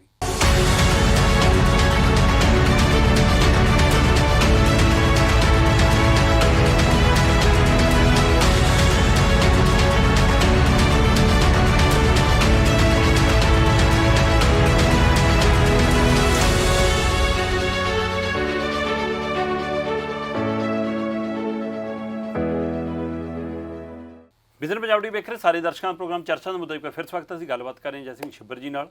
ਛਿੱਬਰ ਜੀ, ਪੰਜਾਬ ਰੋਡਵੇਜ਼ ਦੀਆਂ ਬੱਸਾਂ ਨੂੰ ਲੈ ਕੇ ਖਾਸਾ ਘਸਵਾਣ ਕਹਿੰਦੇ ਪੈ ਗਿਆ ਸਰਕਾਰ ਦੇ ਅੰਦਰ। ਇੱਕ ਤਾਂ ਮੁਫਤ ਵਾਲੀ ਸਕੀਮ ਖਾਸੀ ਔਖੀ ਕਰ ਰਹੀ ਹੈ ਉਹਨਾਂ ਨੂੰ, ਦੂਜਾ ਜਿਹੜਾ ਡੀਜ਼ਲ ਹੈ ਉਹ ਜਦ ਵੀ ਮਹਿੰਗਾ ਹੁੰਦਾ ਤਾਂ ਉਹਦੇ ਨਾਲ ਭਾੜਾ ਵੱਧ ਜਾਂਦਾ। ਇੱਧਰ ਡੀਜ਼ਲ ਬਾਜ਼ਾਰ ਵਾਲਾ ਤਾਂ ਮਹਿੰਗਾ ਹੈ ਹੀ ਹੈ, ਜਿਹੜਾ ਸਰਕਾਰ ਨੇ, ਕੇਂਦਰ ਨੇ ਨਵਾਂ ਫਾਰਮੂਲਾ ਕੱਢਿਆ ਕਿ ਜਿਹੜੇ ਥੋਕ 'ਚ ਖਰੀਦਣ ਵਾਲੀਆਂ ਧਿਰਾਂ ਨੇ ਉਹਨਾਂ ਨੂੰ ਹੋਰ ਵੀ ਮਹਿੰਗਾ ਦੇ ਦਿਓ। ਸੋ ਉਹਦੇ ਨਾਲ ਇੱਕ ਨਵਾਂ ਭਾਰ ਪੈ ਗਿਆ। ਮੈਂ ਤੁਹਾਡੀ ਅੱਜ ਖਾਸ ਰਿਪੋਰਟ ਪੰਜਾਬੀ ਜਾਗਰਣ ਸਵੇਰੇ ਪੜ੍ਹ ਰਿਹਾ ਸੀਗਾ, ਮੈਂ ਚਾਹੁੰਦਾ ਸਾਡੇ ਦਰਸ਼ਕਾਂ ਨਾਲ ਵੀ ਸਾਂਝੀ ਕਰੋ, ਕੀ ਹੈ ਉਹ ਸਾਰਾ ਪਹਿਲੂ? ਦੇਖੋ ਜਿਹੜੀ ਗੱਲ ਤੁਸੀਂ ਕਹੀ ਹੈ ਕਿ ਜਦੋਂ ਵੀ ਪੈਟਰੋਲ ਤੇ ਡੀਜ਼ਲ ਦੀਆਂ ਕੀਮਤਾਂ ਵੱਧਦੀਆਂ, ਇਹਦਾ ਅਸਰ ਆ ਜਿਹੜਾ ਸਮੁੱਚੀ ਇਲਾਕਾਈ ਪਰ ਪੈਂਦਾ। ਹਰ ਤਰ੍ਹਾਂ ਦੀ ਜਿਹੜੀ ਮਹਿੰਗਾਈ ਆ ਉਹ ਵੱਧਦੀ ਆ, ਭਾੜਾ ਵਧਣਾ, ਢੋਆ-ਢੁਆਈ ਵਧਣੀ, ਤਾਂ ਉਹਦੇ ਨਾਲ ਕੁਦਰਤੀ ਗੱਲ ਆ ਵੀ ਖਾਣ ਪੀਣ ਵਾਲੀਆਂ ਚੀਜ਼ਾਂ ਤੋਂ ਲੈ ਕੇ ਹਰ ਤਰ੍ਹਾਂ ਦੀ ਚੀਜ਼ ਹੈ ਜਿਹੜੀ ਵਧਣੀ ਆ। ਹੁਣ ਹੋ ਕਿਆ ਰਿਹਾ, ਜਿੱਥੇ ਤੱਕ ਆਪਾਂ ਰੋਡਵੇਜ਼ ਦੀ ਗੱਲ ਕਰੀਏ, ਪੰਜਾਬ ਦੇ ਵਿੱਚ 18 ਜਿਹੜੇ ਰੋਡਵੇਜ਼ ਦੇ ਡਿਪੂ ਨੇ, PRTC ਦੇ ਵੱਖਰੇ ਨੇ, ਰੋਡਵੇਜ਼ ਦੇ 18 ਨੇ। ਇਹਨਾਂ 18 ਡਿਪੂਆਂ ਦੇ ਵਿੱਚ ਹੀ ਇੱਕ ਪੈਟਰੋਲ ਪੰਪ ਲੱਗਿਆ ਹੋਇਆ, ਉਹ ਰੋਡਵੇਜ਼ ਦਾ ਹੈ, ਜਿਨ੍ਹਾਂ ਦੇ ਵਿੱਚ ਜਿਹੜਾ ਡੀਜ਼ਲ ਆ ਉਹ ਤੇਲ ਕੰਪਨੀ ਤੋਂ ਡਾਇਰੈਕਟ ਆ, ਉਹ ਜਿਹੜਾ ਹੋਲਸੇਲ 'ਚ ਮਿਲਦਾ ਸੀਗਾ, ਜਿਹੜਾ ਜਿਵੇਂ ਕਿ ਦੂਜੇ ਪੈਟਰੋਲ ਪੰਪਾਂ ਨੂੰ ਮਿਲਦਾ ਹੈ, ਉਹਦੇ ਨਾਲੋਂ ਇਹਨਾਂ ਨੂੰ 1 ਰੁਪਈਆ, 1.5 ਰੁਪਈਆ ਜਾਂ 90 ਪੈਸੇ, ਜੋ ਥੋੜ੍ਹਾ ਜਿਹਾ ਅੰਤਰ ਤਾ, ਉਹਦੇ ਨਾਲ ਸਸਤਾ ਮਿਲਦਾ ਰਿਹਾ। ਕਿ ਵੱਡਾ ਵੱਧ ਕੁਆਂਟੀਟੀ ਖਰੀਦਿਆ, ਕਿਉਂਕਿ ਇਹਨਾਂ ਦੀ ਹਜ਼ਾਰਾਂ ਦੀ ਲੀਟਰ 'ਚ ਡੇਲੀ ਇਹਨਾਂ ਨੂੰ ਤੇਲ ਮਿਲ ਪੈਂਦਾ, ਗੱਡੀਆਂ ਫੂਕਦਾ, ਤਾਂ ਕਰਕੇ ਇਹ ਜਿਹੜਾ ਬਲਕ ਦੇ ਵਿੱਚ ਜਿਹੜਾ ਡੀਜ਼ਲ ਆ ਉਹ ਖਰੀਦਦੇ ਸੀਗੇ। ਜਦੋਂ ਕਰੋਨਾ ਦਾ ਦੌਰ ਚੱਲਿਆ ਜਾਂ ਹੁਣ ਇਹ ਵੋਟਾਂ ਹੋ ਕੇ ਹਟੀਆਂ 5 ਸੂਬਿਆਂ ਦੀਆਂ, ਉਹ ਤੋਂ ਬਾਅਦ ਜਿਹੜੀਆਂ ਤੇਲ ਦੀਆਂ ਕੀਮਤਾਂ ਇੱਕਦਮ ਤੁਸੀਂ ਦੇਖੋ 94 ਰੁਪਏ ਤੋਂ ਲੈ ਕੇ 1 ਲੱਖ ਕਿੱਥੇ ਵਧ ਗਈਆਂ, 104-5 ਰੁਪਏ ਤੱਕ ਹੋ ਗਈਆਂ। ਜਦ ਤੇਲ ਦੀਆਂ ਕੀਮਤਾਂ ਵਧੀਆਂ ਤਾਂ ਕੇਂਦਰ ਸਰਕਾਰ ਨੇ ਜਿਹੜਾ ਰੋਡਵੇਜ਼ ਨੂੰ ਬਲਕ ਵਿੱਚ ਜਿਹੜਾ ਡੀਜ਼ਲ ਦਿੱਤਾ ਜਾਂਦਾ ਸੀ, ਤਾਂ ਉਹਦੇ ਵਿੱਚ ਉਹਨਾਂ ਨੇ ਰੇਟ ਆ ਉਹ ਮਤਲਬ ਵਧਾਤਾ, ਉਹ ਰੇਟ ਵਧਾ ਦਿੱਤਾ। ਹੋਇਆ ਕਿਆ ਕਿ ਜਿਹੜਾ ਰੇਟ ਵਧਾਇਆ ਉਹ ਜਾਣੀ ਕਿ ਥੋਕ ਦੇ ਵਿੱਚ ਦੇਣਾ ਬੰਦ ਕਰਤਾ, ਉਹ ਇੰਨਾ ਵਧਾ ਦਿੱਤਾ ਕਿ ਜਿਹੜੇ ਦੂਜੀਆਂ ਕੰਪਨੀਆਂ ਨਿੱਜੀ ਪੈਟਰੋਲ ਪੰਪਾਂ ਜਿਹਨਾਂ ਨੇ ਉਹਨਾਂ ਨਾਲੋਂ ਵੀ ਮਹਿੰਗਾ ਹੋ ਗਿਆ। ਜਦੋਂ ਉਹ ਆਪਣਾ ਤੇਲ ਖਰੀਦਦੇ ਸੀਗੇ ਤਾਂ ਇਹਨਾਂ ਨੂੰ ਲੱਗਣ ਲੱਗ ਗਿਆ ਕਿ ਰੋਜ਼ਾਨਾ ਜੇ ਇਹ ਬਾਜ਼ਾਰੋਂ ਕਿਤੇ ਪ੍ਰਾਈਵੇਟ ਪੰਪ ਤੋਂ ਲੈਂਦੇ ਆ ਤਾਂ ਇਹਨਾਂ ਨੂੰ 2, 1.5, 2, 2.5, 3 ਜਾਂ 1.25 ਲੱਖ ਰੁਪਇਆ ਜਿਹੜਾ ਉਹ ਮਹਿੰਗਾ ਮਿਲ ਰਿਹਾ। ਤਾਂ ਇਹਨਾਂ ਰੋਡਵੇਜ਼ ਟਰਾਂਸਪੋਰਟ ਡਿਪਾਰਟਮੈਂਟ ਨੇ ਇੱਕ ਫੈਸਲਾ ਕੀਤਾ ਕਿ ਉਹ ਆਪਣਾ ਜਿਹੜੇ ਡਿਪੂ ਆ, ਜਿਹੜੇ ਉੱਥੇ ਡਿਪੂਆਂ ਦੇ ਵਿੱਚ ਪੈਟਰੋਲ ਪੰਪ ਲੱਗੇ ਹੋਏ ਨੇ, ਉਹਨਾਂ ਦਾ ਤੇਲ ਬੰਦ ਕਰ ਦਿਓ, ਉਹ ਪ੍ਰਾਈਵੇਟ ਤੋਂ ਲੈਣਾ ਸ਼ੁਰੂ ਕਰ ਦਿਓ। ਹੁਣ ਹਰੇਕ ਡਿਪੂ ਨੇ ਜਿੱਥੇ ਜਿੱਥੇ ਜ਼ਿਲ੍ਹਿਆਂ ਦੇ ਵਿੱਚ ਪੈਟਰੋਲ ਪੰਪ ਨੇੜੇ ਸੀਗੇ, ਉਹਨਾਂ ਨਾਲ ਸਾਂਝ ਕਰਕੇ ਪਰਚੀ ਦੇ ਕੇ ਤੇਲ ਪਾਉਣਾ ਤਾਂ ਕਰ ਦਿੱਤਾ ਸ਼ੁਰੂ, ਵੀ ਰੋਜ਼ ਕਿੰਨਾ ਕਿੰਨਾ ਤੇਲ ਪੈਂਦਾ ਉਹ ਪਾਉਣਾ ਸ਼ੁਰੂ ਕਰਤਾ। ਸਰਕਾਰ ਦੇ ਕੋਲ ਪੈਸੇ ਨਹੀਂ, ਉਹ ਤੋਂ ਬਾਅਦ 1 ਦਿਨ, 2 ਦਿਨ, 3 ਦਿਨ, 4 ਦਿਨ, 5 ਦਿਨ, 7 ਦਿਨ ਤਾਂ ਲੋਕ ਤੇਲ ਪਾਈ ਗਏ। ਬਾਅਦ ਚੋਂ ਲਾਲਾ ਜੀ ਨੇ ਤਾਂ ਪੈਸੇ ਮੰਗਣੇ ਹੀ ਆ ਨਾ, ਜਿਨ੍ਹਾਂ ਦਾ ਪੈਟਰੋਲ ਪੰਪ ਆ ਜੀ, ਵੀ ਉਹਨੇ ਵੀ ਪੈਟਰੋਲ ਦੇ ਪੈਸੇ ਮੰਗਣੇ ਆ ਜਾਂ ਡੀਜ਼ਲ ਦੇ, ਉਹਨੇ ਵੀ ਅੱਗੇ ਤੇ ਪੈਸੇ ਦੇਣੇ ਆ, ਤਾਂ ਆਉਣਾ। ਇਹਦੇ 'ਚ ਆਧਾਰ ਵਾਲੀ ਗੱਲ ਤਾਂ ਬਹੁਤੀ ਹੈ ਨਹੀਂ। ਇਸ ਕਰਕੇ ਉਹਨਾਂ ਦੇ ਪੈਸੇ ਆ ਜਿਹੜੇ ਟਰਾਂਸਪੋਰਟ ਵਿਭਾਗ ਜਾਣੀ ਕਿ ਰੋਡਵੇਜ਼ ਵਾਲੇ ਪਾਸੇ ਖੜੇ ਹੋ ਗਏ। ਹੁਣ ਉਹ ਰੋਡਵੇਜ ਪਹਿਲਾਂ ਹੀ ਘਾਟੇ ਦੇ ਵਿੱਚ ਚੱਲ ਰਹੀ ਸੀ। ਉਹਦੇ ਵਿੱਚ ਕਈ ਤਰ੍ਹਾਂ ਦੇ ਜਿਹੜੀਆਂ ਪਹਿਲਾਂ ਖਾਮੀਆਂ ਰਹੀਆਂ, ਨਿੱਜੀ ਟਰਾਂਸਪੋਰਟਰਾਂ ਦਾ ਬੋਲਬਾਲਾ ਜ਼ਿਆਦਾ ਰਿਹਾ, ਵੱਡਾ ਯੋਗਦਾਨ ਆ ਪੰਜਾਬ ਰੋਡਵੇਜ ਨੂੰ, ਭੇਪਸੂ ਰੋਡਵੇਜ ਨੂੰ ਭੱਠਾ ਉਠਾਉਣ ਵਾਸਤੇ, ਉਹਨਾਂ ਦਾ ਚੱਕਾ ਜਾਮ ਕਰਨ ਵਾਸਤੇ। ਰਹਿੰਦੀ ਕੋਈ ਕਸਰ ਆ ਜਿਹੜੀ ਪਿਛਲੀ ਕੈਪਟਨ ਅਮਰਿੰਦਰ ਸਿੰਘ ਦੀ ਸਰਕਾਰ ਕੱਢ ਗਈ। ਉਹਨਾਂ ਨੇ ਜਿਹੜੀਆਂ ਔਰਤਾਂ ਏ ਉਹਨਾਂ ਨੂੰ ਬੱਸ ਦਾ ਸਫ਼ਰ ਬਿਲਕੁਲ ਫ੍ਰੀ ਕਰ ਦਿੱਤਾ। ਵਿਚਾਰੀ ਨੇ ਮੰਗਿਆ ਨਹੀਂ ਸੀਗਾ, ਉਹਦੇ ਵਿੱਚ ਉਹਨਾਂ ਦਾ ਕੋਈ ਕਸੂਰ ਨਹੀਂ ਔਰਤਾਂ ਦਾ, ਪਰ ਉਹ ਸਰਕਾਰ ਵੋਟਾਂ ਦੇ ਲਾਲਚ ਵਿੱਚ ਆ ਕੇ ਸਫ਼ਰ ਆ ਜਿਹੜਾ ਫ੍ਰੀ ਕਰ ਗਈ। ਉਹ ਬਕਾਇਆ ਜਿਹੜੀ ਰਾਸ਼ੀ ਆ ਇੱਕ ਵਾਰੀ ਸਰਕਾਰ ਨੇ ਜਿਹੜੀ ਟਰਾਂਸਪੋਰਟ ਵਿਭਾਗ ਨੂੰ ਦੇਤੀ। ਹੁਣ ਜਦੋਂ ਦਾ ਇਹ ਬਜਟ ਸੈਸ਼ਨ ਆਇਆ, ਜਿਹੜਾ ਵੋਟਾਂ ਆ ਗਈਆਂ, ਵੋਟਾਂ ਦੇ ਫਿਰ ਬਜਟ ਸੈਸ਼ਨ ਹਲੇ ਆਉਣਾ, ਤਾਂ ਹਲੇ ਤਾਂ ਉਹਨਾਂ ਨੇ ਸਿਰਫ ਆਰਜੀ ਜਿਹੜਾ ਬਜਟ ਆ ਉਹ ਪੇਸ਼ ਕੀਤਾ, ਹਲੇ ਆਉਣਾ। ਉਹ ਕਈ ਪੈਸਾ ਜਿਹੜਾ 70 ਕਰੋੜ ਦੇ ਲਗਭਗ ਰਾਸ਼ੀ ਆ ਜਿਹੜੀ ਉਹ ਟਰਾਂਸਪੋਰਟ ਵਿਭਾਗ ਦੀ ਰੁਕੀ ਹੋਈ ਆ। ਹੁਣ ਕੱਲ੍ਹ ਹੀ ਮੈਨੂੰ ਪਤਾ ਲੱਗਿਆ, ਜਦੋਂ ਮੈਂ ਇਹ ਖਬਰ ਨੂੰ ਲੈ ਕੇ ਕਈ ਦਿਨਾਂ ਦੇ 4-5 ਦਿਨਾਂ ਤੋਂ ਚੱਲ ਰਿਹਾ ਤਾਂ, ਜਾਂ ਘੁਸਰ ਮੁਸਰ ਹੋਣ ਲੱਗੀ ਡਿਪਾਰਟਮੈਂਟ ਦੇ ਵਿੱਚ, ਹੋ ਸਕਦਾ ਵੀ ਉਦੋਂ ਹੀ ਡਿਪਾਰਟਮੈਂਟ ਨੇ ਧਿਆਨ ਚ ਆ ਗਈ ਹੋਵੇ ਗੱਲ ਕਰਦੇ ਆਪਾਂ। ਫਿਰ ਉਹਨਾਂ ਨਾਲ ਜਾਣੀ ਕਿ ਸਰਕਾਰੀ ਪੱਖ ਇਹ ਰਿਪੋਰਟ ਆਈ ਆ ਕਿ ਜਿਹੜਾ ਐਫਡੀ ਆ ਉਹਨਾਂ ਨੇ ਰੋਡਵੇਜ ਤੇ ਪੀਆਰਟੀਸੀ ਨੂੰ 25-25 ਲੱਖ ਰੁਪਈਆ ਦੇਣ ਦੀ ਜਿਹੜੀ ਮਨਜ਼ੂਰੀ ਆ ਉਹ ਦੇ ਦਿੱਤੀ ਆ। ਹੁਣ ਜਿਹੜਾ ਵਿੱਤ ਵਿਭਾਗ ਆ ਉਹ 25-25 ਲੱਖ ਰੁਪਈਆ ਪਹਿਲਾਂ ਸੋਸ਼ਲ ਸਿਕਿਉਰਿਟੀ ਡਿਪਾਰਟਮੈਂਟ ਆ ਜਿਹੜਾ ਉਹਦੇ ਖਾਤੇ 'ਚ ਤਬਦੀਲ ਕਰੂੰਗਾ। ਫਿਰ ਜਿਹੜਾ ਸੋਸ਼ਲ ਸਿਕਿਉਰਿਟੀ ਡਿਪਾਰਟਮੈਂਟ ਆ ਉਹ ਰੋਡਵੇਜ ਦੇ ਟਰਾਂਸਪੋਰਟ ਵਿਭਾਗ ਦੇ ਖਾਤੇ 'ਚ ਸਿੱਧਾ ਜਿਹਾ ਫਾਰਮੂਲਾ ਮੈਨੂੰ ਇਹ ਦੱਸੋ ਕਿ ਇਹਦੇ ਨਾਲ ਕੀ ਡਿਪੂਆਂ ਦੀਆਂ ਬੱਸਾਂ ਘੱਟ ਵੀ ਚੱਲ ਰਹੀਆਂ, ਇਹ ਵੀ ਅਸਰ ਪੈ ਰਿਹਾ? ਦੀਪਕ ਜੀ ਇਹ ਤਾਂ ਦੇਖੋ ਕੁਦਰਤੀ ਆ, ਜਦੋਂ ਤੁਹਾਡੇ ਕੋਲ ਪੈਸਾ ਘੱਟ ਹੋਵੇ, ਸਵਾਰੀ ਘੱਟ ਹੋਵੇ, ਤੁਹਾਡੀ ਰਸੀਟ ਪੂਰੀ ਨਾ ਹੁੰਦੀ ਹੋਵੇ, ਤੁਹਾਨੂੰ ਘੱਟ ਜੋ, ਫਿਰ ਬੰਦਾ ਸੋਚਦਾ ਹੀ ਆ ਵੀ ਜਿੱਥੇ ਜਿਹੜੇ ਰੂਟ ਪਰ 4 ਬੱਸਾਂ ਚੱਲਦੀਆਂ ਯਾਰ 3 ਚਲਾ ਲਓ, 1 ਨੂੰ ਰੋਕ ਲਓ। ਇਹ ਤਾਂ ਕੁਦਰਤੀ ਗੱਲ ਹੁੰਦੀਆਂ, ਇੱਦਾਂ ਰੁਕ ਰਹੀਆਂ। ਸਰਕਾਰ ਵੀ ਚਾਹੁੰਦੀ ਹੈ ਕਿ ਕਿਤੇ ਨਾ ਕਿਤੇ ਪੈਸੇ ਆ ਜਿਹੜੇ ਬਚਾਏ ਜਾ ਸਕਣ। ਇਸ ਕਰਕੇ ਸਰਕਾਰਾਂ ਬਹੁਤ ਕੁਝ ਸੋਚਦੀਆਂ, ਲੋਕ ਹੋਰ ਕੁਝ ਸੋਚਦੇ ਆ। ਜਦੋਂ ਤੁਸੀਂ ਵਿਰੋਧੀ ਧਿਰ ਦੇ ਵਿੱਚ ਹੁੰਦੇ ਆ ਉਦੋਂ ਤੁਸੀਂ ਝੰਡਾ ਚੱਕ ਕੇ ਬੋਲਣਾ, ਗਲ ਪੈਣਾ, ਟੈਲੀਵਿਜ਼ਨ ਮੂਹਰੇ ਆ ਕੇ ਬੋਲਣਾ ਸੌਖਾ ਹੁੰਦਾ ਹੈ, ਪਰ ਜਦੋਂ ਤੁਸੀਂ ਸੱਤਾ ਵਾਲੀ ਧਿਰ ਵਿੱਚ ਪਹੁੰਚ ਜਾਂਦੇ ਆ ਪਤਾ ਲੱਗਦਾ ਹੈ ਠੀਕ ਆ ਕਿੰਨਾ ਗਹਿਰਾ ਸਮੁੰਦਰ ਆ। ਹਾਂ, ਕਿੰਨਾ ਗਹਿਰਾ ਸਮੁੰਦਰ ਆ। 16 ਮਾਰਚ ਨੂੰ ਮੁੱਖ ਮੰਤਰੀ ਸਾਹਿਬ ਹੋਰਾਂ ਨੇ ਸਹੁੰ ਚੁੱਕੀ ਸੀ, ਅੱਜ ਤਰੀਕ ਹੋ ਗਈ 27 ਅਪ੍ਰੈਲ। ਇੱਕ ਵਾਰੀ ਵੀ ਚੰਡੀਗੜ੍ਹ ਦੇ ਮੀਡੀਆ ਨੂੰ ਮੁੱਖ ਮੰਤਰੀ ਸਾਹਿਬ ਨੇ ਸੰਬੋਧਿਤ ਨਹੀਂ ਕੀਤਾ। ਚਲੋ ਇੱਕ ਦੋ ਥਾਂ ਦਾ ਕਰ ਲਿਆ, ਦਿੱਲੀ ਵੀ ਕਰ ਲਿਆ, ਜਲੰਧਰ ਵੀ ਕੀਤਾ, ਦਿੱਲੀ ਕਰ ਲਿਆ ਹੋਵੇ, ਜਲੰਧਰ ਚਲੋ ਗਏ ਤੇ ਉਹ ਤੇ ਗੱਲ ਤਾਂ ਚੰਡੀਗੜ੍ਹ ਦੀ ਆ, ਰਾਜਧਾਨੀ ਦੀ ਆ, ਸਕੱਤਰੇਤ ਦੀ ਆ ਕਿ ਮੁੱਖ ਮੰਤਰੀ ਸਾਹਿਬ ਜਦੋਂ ਸਹੁੰ ਚੁੱਕਦੇ ਆ, ਜੇ ਉਹ ਪੰਜਾਬ ਭਵਨ 'ਚ ਸਹੁੰ ਚੁੱਕਦੇ ਆ ਤਾਂ ਉੱਥੇ ਮੀਡੀਆ ਨੂੰ ਥੋੜ੍ਹੀ ਕੁ ਦੇਰ ਮਿਲ ਲੈਂਦੇ ਨੇ, ਬਾਈਟ ਦੇ ਦਿੰਦੇ ਨੇ। ਜੇ ਉੱਥੇ ਨਹੀਂ ਕਰਦੇ ਤਾਂ ਦੂਜੇ ਜਾਂ ਤੀਜੇ ਦਿਨ ਤੇ ਬਾਅਦ ਉੱਥੇ ਵੀ ਕਿਸੇ ਤੋਂ ਬਾਅਦ ਮੀਡੀਆ ਨਾਲ ਮਿਲਦੇ ਆ ਰਸਮੀ ਤੌਰ ਤੇ ਉਹ ਪੰਜਾਬ ਭਵਨ ਦੇ ਵਿੱਚ ਬਿਲਕੁਲ ਆਪਾਂ ਸਾਰੇ ਜਾਂਦੇ ਰਹੇ ਹਾਂ, ਸਾਰੇ ਉਹ ਗੈਟ ਟੂਗੇਦਰ ਕਰਦੇ ਨੇ, 1 to 1 ਕਰਦੇ ਨੇ। ਇੱਕ ਵਾਰੀ ਰਸਮੀ ਮਿਲਣੀਆਂ ਜਿਹੜੇ ਉਹ ਮੁੱਖ ਮੰਤਰੀ ਸਾਹਿਬ ਕਰਦੇ ਨੇ, ਪਰ ਇੱਥੇ ਮੁੱਖ ਮੰਤਰੀ ਸਾਹਿਬ ਵੱਲੋਂ ਨਹੀਂ ਹੋਈ। ਇੱਕ ਹੋਰ ਗੱਲ ਆ ਜਿਹੜੀ ਅਕਸਰ ਇਹ ਗੱਲਾਂ ਕਹਿੰਦੇ ਰਹੇ ਆ, ਕੱਲ ਇੰਡੀਅਨ ਐਕਸਪ੍ਰੈਸ ਨੇ ਥੋੜੀ ਜਿਹੀ ਰਿਪੋਰਟ ਲਾਈ ਸੀਗੀ ਕਿ ਪੰਜਾਬ ਦੇ ਸਾਰੇ ਮੁੱਖ ਮੰਤਰੀਆਂ ਦੇ ਵਿੱਚ ਇੱਕ ਗੱਲ ਸਾਂਝੀ ਆ। ਉਹ ਇਹ ਗੱਲ ਸਾਂਝੀ ਆ ਕਿ ਸਾਰੇ ਆਪਣੀ ਸਰਕਾਰ ਨੂੰ ਆਪਣੇ ਘਰਾਂ ਦੇ ਵਿੱਚੋਂ ਚਲਾਉਣ ਨੂੰ ਤਰਜੀਹ ਦਿੰਦੇ ਨੇ। ਸਾਡੇ ਮੁੱਖ ਮੰਤਰੀ ਸਾਹਿਬ ਵੀ ਇਹ ਗੱਲ ਕਹਿੰਦੇ ਰਹੇ ਜਦੋਂ ਆਪੋਜੀਸ਼ਨ ਦੇ ਵਿੱਚ ਸੀਗੇ ਕਿ ਮਹਿਲਾਂ ਵਿੱਚੋਂ ਸਰਕਾਰ ਚੱਲਦੀ ਆ, ਸਿਸਮਾਂ ਚੋਂ ਚੱਲਦੀ ਆ, ਘਰ ਚੋਂ ਚੱਲਦੀ ਆ, ਸਕੱਤਰੇ ਚੋਂ ਨਹੀਂ ਚੱਲਦੀ। ਪਰ ਅੱਜ ਇਹ ਆਮ ਆਦਮੀ ਪਾਰਟੀ ਦੀ ਲੀਡਰਸ਼ਿਪ ਨੂੰ ਦੱਸਣਾ ਚਾਹੀਦਾ ਹੈ ਕਿ ਸਾਡੇ ਮੁੱਖ ਮੰਤਰੀ ਭਗਵੰਤ ਮਾਨ ਹੋਰੀ ਜੀ ਕਿੰਨੇ ਦਿਨ ਜਿਹੜੇ ਸਕੱਤਰੇ ਦੇ ਵਿੱਚ ਬੈਠੇ ਨੇ, ਕਿੰਨੇ ਦਿਨ ਆਪਣੇ ਦਫ਼ਤਰ 'ਚ ਬੈਠੇ ਨੇ। ਇਸ ਕਰਕੇ ਕਹਿਣਾ ਸੌਖਾ ਹੈ, ਉਹਨੂੰ ਨਿਭਾਉਣਾ ਜਿਹੜਾ ਬਹੁਤ ਔਖਾ। ਅੱਜ ਹੀ ਸ਼ਿਬਰ ਜੀ ਪ੍ਰਧਾਨ ਮੰਤਰੀ ਨਾਲ ਮੀਟਿੰਗ ਸੀਗੀ, ਜਿਹੜੀ ਆਨਲਾਈਨ ਬੈਠਕ ਸੀ, ਉਹ ਸਾਰੇ ਸੂਬਿਆਂ ਨਾਲ ਕਰੋਨਾ ਨੂੰ ਲੈ ਕੇ, ਜੋ ਉਹ ਤੋਂ ਪਹਿਲਾਂ ਜਿਹੜੀ ਮੀਟਿੰਗ ਕੀਤੀ ਉਹ ਆਪਣੇ ਘਰ ਹੀ ਕੀਤੀ ਹੈ ਭਗਵੰਤ ਮਾਨ ਨੇ, ਅਫਸਰਾਂ ਨਾਲ, ਸਾਰਿਆਂ ਲੀਡਰਾਂ ਨਾਲ, ਮੰਤਰੀਆਂ ਸਾਰੀਆਂ ਹੀ ਉੱਥੇ ਹੋ ਰਹੀਆਂ। ਦੀਪਕ ਜੀ ਮੈਂ ਜਿਹੜੀ ਗੱਲ ਇਹੀ ਗੱਲ ਕਹਿ ਰਿਹਾ ਤਾਂ ਕਿ ਤੁਹਾਡੇ ਕੋਲ ਦਫ਼ਤਰ ਆ, ਤੁਹਾਨੂੰ ਮਿਸਾਲ ਪੈਦਾ ਕਰਨੀ ਚਾਹੀਦੀ ਆ। ਲੋਕਾਂ ਨੇ, ਪੰਜਾਬ ਦੇ ਲੋਕਾਂ ਨੇ, ਦੇਖੋ ਆਮ ਆਦਮੀ ਪਾਰਟੀ ਨੂੰ 92 ਸੀਟਾਂ ਦਾ ਬਹੁਤ ਵੱਡਾ ਫਤਵਾ ਦਿੱਤਾ। ਲੋਕਾਂ ਨੇ ਬਦਲਾਵ ਕਰਕੇ ਜਿਹੜਾ ਸੱਤਾ ਦਿੱਤੀ ਆ। ਲੋਕ ਚਾਹੁੰਦੇ ਆ ਕਿ ਆਮ ਆਦਮੀ ਪਾਰਟੀ ਸਾਰੀਆਂ ਰਵਾਇਤੀ ਪਾਰਟੀਆਂ ਨਾਲੋਂ ਹਟ ਕੇ ਚੱਲੇ। ਭਗਵੰਤ ਮਾਨ ਹੋਰਾਂ ਨੇ ਕੇਜਰੀਵਾਲ ਸਾਹਿਬ ਦੀ ਸਲਾਹ ਲੈਣੀ ਆ, ਲੈ ਲਵੇ, ਜਾਂ ਉੱਥੇ ਦੇ ਜਿਹੜੇ ਉਪ ਮੁੱਖ ਮੰਤਰੀ ਨੇ ਸਿਸੋਦੀਆ ਜੀ, ਉਹਨਾਂ ਦੀ ਸਲਾਹ ਲੈਣੀ ਆ, ਲਵੇ। ਉਹਨਾਂ ਦੇ ਫੈਸਲੇ ਜੋ ਚੰਗੇ ਲੱਗਦੇ ਇੱਥੇ ਲਾਗੂ ਕਰਕੇ ਆਪ ਕਰੇ। ਇਹ ਨਾ ਲੋਕਾਂ ਦੇ ਵਿੱਚ ਮੈਸੇਜ ਜਾਵੇ ਕਿ ਸਰਕਾਰ ਉਹੀ ਚਲਾ ਰਹੇ ਨੇ। ਸ਼ਿਬਰ ਜੀ ਜਾਂਦੇ ਇੱਕ ਲਾਈਨ 'ਚ ਜਾਣਨਾ ਚਾਹੁੰਦਾ, ਜਾਖੜ ਵਾਲੇ ਫੈਸਲੇ ਨੂੰ ਕਿਵੇਂ ਦੇਖਦੇ ਹੋ? ਜਾਖੜ ਵਾਲਾ ਫੈਸਲਾ ਮੈਨੂੰ ਲੱਗਦਾ ਹੈ ਕਿ ਜਿਹੜੀ ਕਾਂਗਰਸ ਹਾਈ ਕਮਾਂਡ ਨੇ ਬਹੁਤ ਗਲਤ ਫੈਸਲਾ ਲਿਆ। ਉਹਨਾਂ ਨੂੰ ਐਡਾ ਵੱਡਾ ਫੈਸਲਾ ਲੈਣ ਦੀ ਜ਼ਰੂਰਤ ਨਹੀਂ ਸੀ। ਇੱਕ ਤਰ੍ਹਾਂ ਨਾਲ ਬੈਕਫੁੱਟ ਤਾਂ ਨਹੀਂ ਆ ਗਏ ਹੁਣ, ਕਹਿੰਦੇ 2 ਸਾਲ ਲਈ ਸਸਪੈਂਡ ਨਹੀਂ, 2 ਸਾਲ ਕੋਈ ਉਹਦਾ ਨਹੀਂ ਦੇਣਾ ਕਹਿੰਦੇ। ਉਹਦੇ ਕੋਲ ਪਹਿਲਾਂ ਵੀ ਨਹੀਂ ਸੀ। ਹਾਂ ਪਹਿਲਾਂ ਵੀ ਨਹੀਂ ਕੋਈ, ਪਹਿਲਾਂ ਕੋਈ ਅਹੁਦੇ ਨਹੀਂ। ਤੇ ਦੂਜੀ ਗੱਲ ਦੇਖੋ, ਜਿਹੜਾ ਜਾਖੜ ਪਰਿਵਾਰ ਆ ਕਾਂਗਰਸ ਵਾਸਤੇ ਬਹੁਤ ਵੱਡਾ ਪਰਿਵਾਰ ਆ, ਔਰ ਲਗਾਤਾਰ ਕਾਂਗਰਸ ਦੇ ਨਾਲ ਖੜੇ ਰਿਹਾ। ਹਾਂ ਠੀਕ ਆ, ਜੇ ਜਾਖੜ ਸਾਹਿਬ ਨੇ ਕੁਝ ਵਿਰੋਧ ਕੀਤਾ ਜਾਂ ਕੁਝ ਗੱਲ ਕਹਿੰਦੇ ਰਹੇ ਆ, ਬੋਲਦੇ ਰਹੇ ਨੇ, ਤਾਂ ਪੰਜਾਬ ਦੇ ਵਿੱਚ ਹੋਰ ਵੀ ਬਹੁਤ ਲੀਡਰ ਤੇ ਜਿਨ੍ਹਾਂ ਨੇ ਸਮੇਂ-ਸਮੇਂ ਪਰ ਆਵਾਜ਼ ਜਿਹਨੂੰ ਮੁੱਦਾ ਬਣਾਇਆ ਕਿ ਉਹ ਜਾਤੀ ਸੂਚਕ ਸ਼ਬਦ ਜਿਵੇਂ ਉਹ ਮੁੱਦਾ ਸੀ ਕਿ ਜਾਂ ਜਾਖੜ ਉਹਨਾਂ ਦਾ ਦੂਜਾ ਮੁੱਦਾ ਉਹ ਸੀ? ਦੂਜਾ ਮੁੱਦਾ ਸੀਗਾ ਜਿਹੜਾ ਅੰਬਿਕਾ ਸੋਨੀ ਦੇ ਖਿਲਾਫ ਬੋਲਿਆ। ਜਾਤੀ ਸੂਚਕ ਵਾਲੀ ਸ਼ਬਦ ਵਾਲੀਆਂ ਕੋਈ ਗੱਲ ਨਹੀਂ, ਉਹ ਐਡੀ ਗੱਲ ਨਹੀਂ ਤੀ ਜਿੱਡੀ ਉਹ ਗੱਲ ਬਣਾਈ ਗਈ ਦੀਪਕ ਜੀ। ਉਹ 7 ਮਿੰਟ ਦੀ ਵੀਡੀਓ ਸੀਗੀ ਜਿਹੜੀ ਉਹਨਾਂ ਨੇ ਸਾਰੀ ਗੱਲ ਕੀਤੀ ਹੋਈ ਆ, ਪਰ ਉਹਦੇ ਵਿੱਚ ਜਿਹੜੀ ਕੱਟ ਕੇ ਉਹ 27 ਸੈਕਿੰਡ ਦੀ ਕਿੰਨੇ ਬਣਾਈ ਆ, ਉਹ ਬਹੁਤ ਵੱਡੀ ਖੇਡ ਸੀਗੀ। ਜਦ ਕਿ ਉਹ ਐਡੀ ਗੱਲ ਆ ਜਿਹੜੀ ਜਾਖੜ ਸਾਹਿਬ ਨੇ ਕਹੀ ਨਹੀਂ। ਜਾਖੜ ਸਾਹਿਬ ਨੂੰ ਵੀ ਪਤਾ, ਤੇ ਜਿਹੜੇ ਸਿਆਣੇ ਬੰਦੇ ਨੇ ਦਲਿਤ ਸਮਾਜ ਦੇ ਉਹਨਾਂ ਨੂੰ ਵੀ ਪਤਾ ਹੈ। ਇਹ ਬਾਕੀ ਤਾਂ ਨਾ ਪਤਾ ਨਹੀਂ ਨਾ ਲੱਗਦਾ ਕਿ ਲੋਕਾਂ ਨੂੰ ਕੀ ਹੋਇਆ। ਜੇ ਭੀਮ ਕਾਂਡ ਆ ਜਿਹੜਾ ਅਬੋਹਰ ਦੇ ਵਿੱਚ, ਜਿਹੜਾ ਭੀਮ ਕਾਂਡ ਡੋਡਾ, ਸ਼ਿਵ ਲਾਲ ਡੋਡਾ ਜਿਹਨੇ ਭੀਮ ਕਾਂਡ ਵੱਢਿਆ ਸੀਗਾ, ਟੋਟੇ ਕਰੇ ਸੀਗੇ, ਉਹ ਜੇ ਲੜਾਈ ਲੜੀ ਆ ਨਾ, ਉਹ ਸੁਨੀਲ ਜਾਖੜ ਨੇ ਲੜੀ ਆ ਦਲਿਤ ਸਮਾਜ ਦੀ ਲੜਾਈ। ਜਿਹੜੇ ਟੋਟੇ ਕਰੇ ਆ ਉਹਦੇ ਭੀਮ ਦੇ, ਜਿਹਦੇ ਟੋਟੇ ਕਰਤੇ, ਉਦੋਂ ਦਲਿਤ ਸਮਾਜ ਕਿੱਥੇ ਤਾਂ? ਉਦੋਂ ਦਲਿਤ ਸਮਾਜ ਨਹੀਂ ਤਾਂ ਬੋਲਿਆ।